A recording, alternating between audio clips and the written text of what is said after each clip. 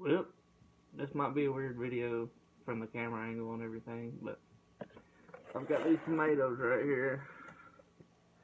These are Brandywine Pinks. See, in one cell, I've got 5 seedlings popped up. They're starting their first true leaves. So I'm just going to move them into these cups. I'm going to show you the whole process now. I got this bowl. Don't tell my wife. She walks in here. Fill it up with seed starter mix.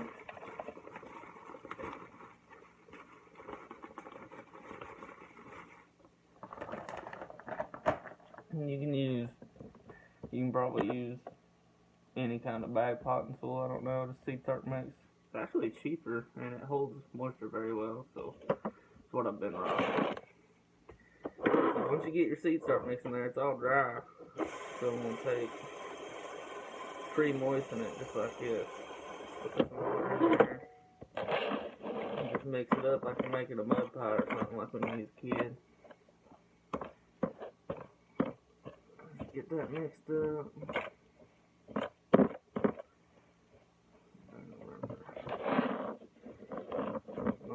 Not hard. Takes it a second, and then once it starts soaking it up, it goes pretty quick. But this is how you want to pre-moisten your soil. So that's a little too wet.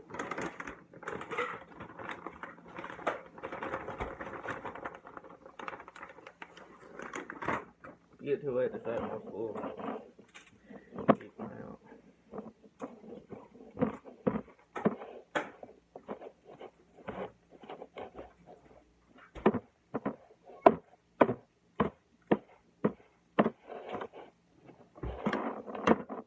Alright, so now we got what we want. It kind of balls up like a snowball, but it's not dripping.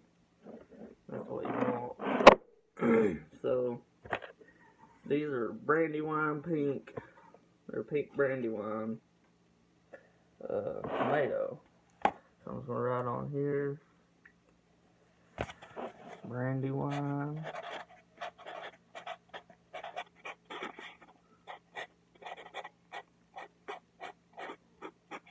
Pink. I started on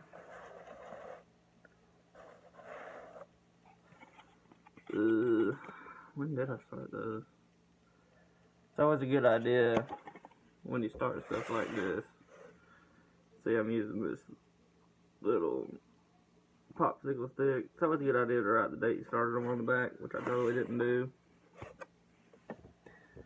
But I'm thinking I started them around 7, so just for reference, 3/7.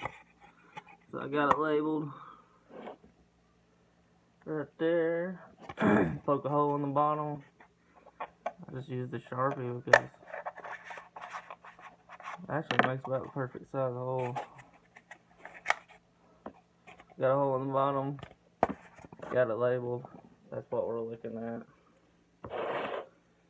So I'm just going to throw a handful of soil in there. I'm going to pack it down first. Find sticks and stuff in there, just throw them out.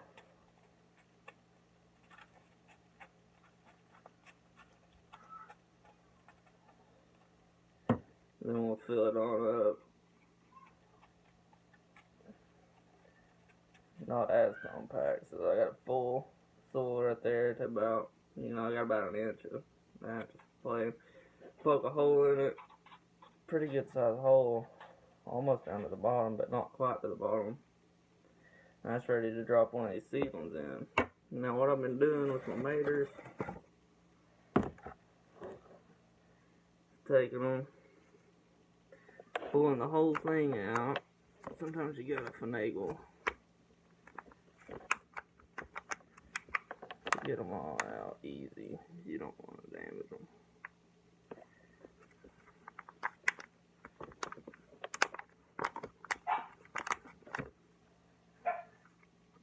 So there you go. There's 5 plants right here. And you can thin them down if you wanted to. You could just thin it down to 1 plant. You just want 1 plant per one of these. Stick the whole thing in there. But what I'm finding with tomato plants this year is they're not hard to separate. especially when they're this size. And that's one plant right there. I'm just going to pop it in. I'm going to bury it down, you can see, all the way to the leaves. So you bury that whole stem, push it together. And the reason I do that is because tomatoes, they'll make roots out of stem like really quick.